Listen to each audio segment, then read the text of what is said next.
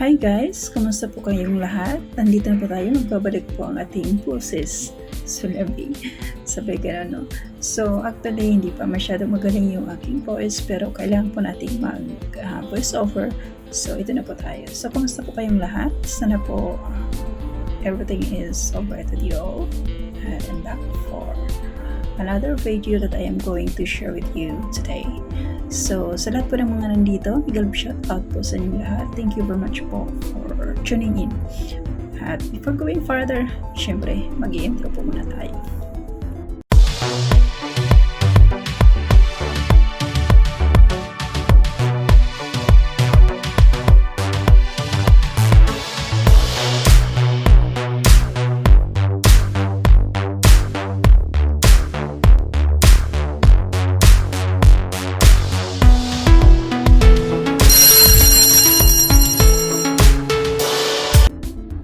Hello everyone! Welcome back to my channel.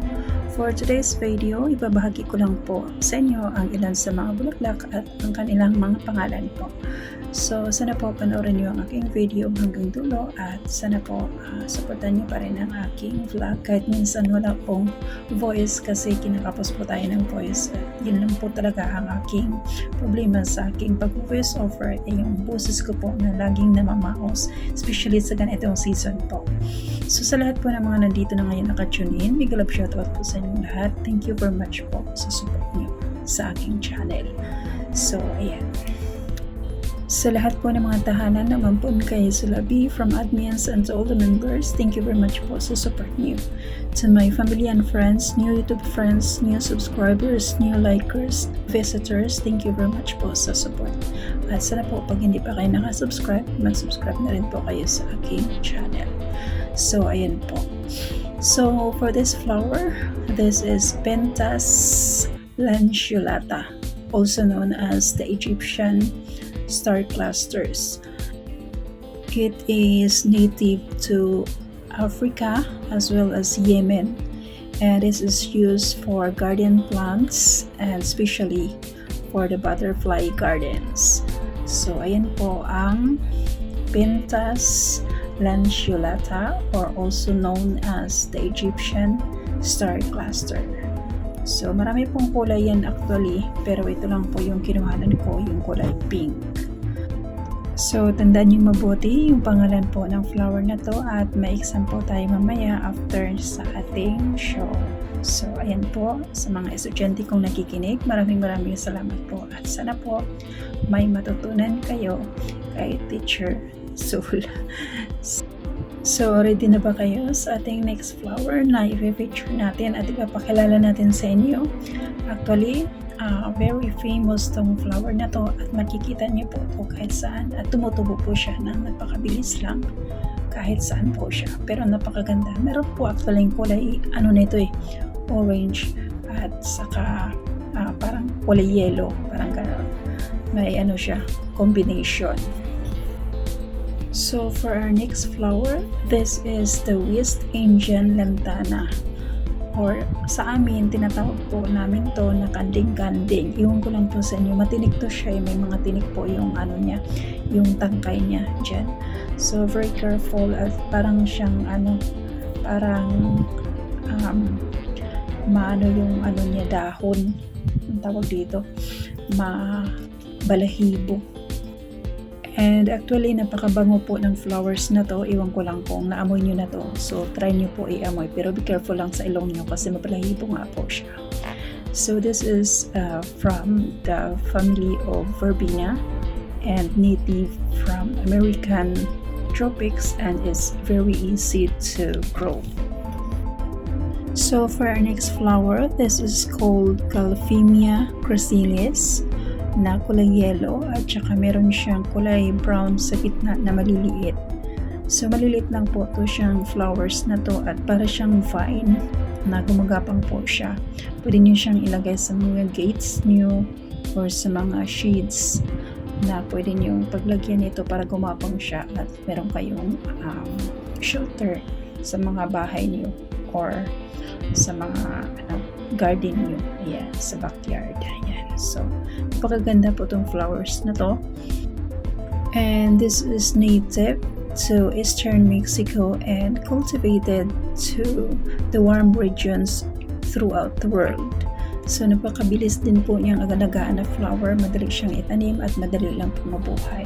It is also called gold shower. So ayan guys, pwede nyo na kayong magtanim dyan sa mga bakod niyo. So for our next flower, this is called Clerodendron Thompsonea. At ito po ay madalas pong tinatawag sa amin ng Dama de Noche. Parang ito yun eh. Yun yung pagkatanda ko sa aking mother dear na tinatawag niya itong Dama de Noche. Actually, meron siyang isa pang kulay nito na parang violet yung ano niya, yung labas niya, then red naman yung gitna ka. Ito naman is white and red. Yun naman is violet and red. So, tinatawag din po itong bleeding heart vine. Ayan.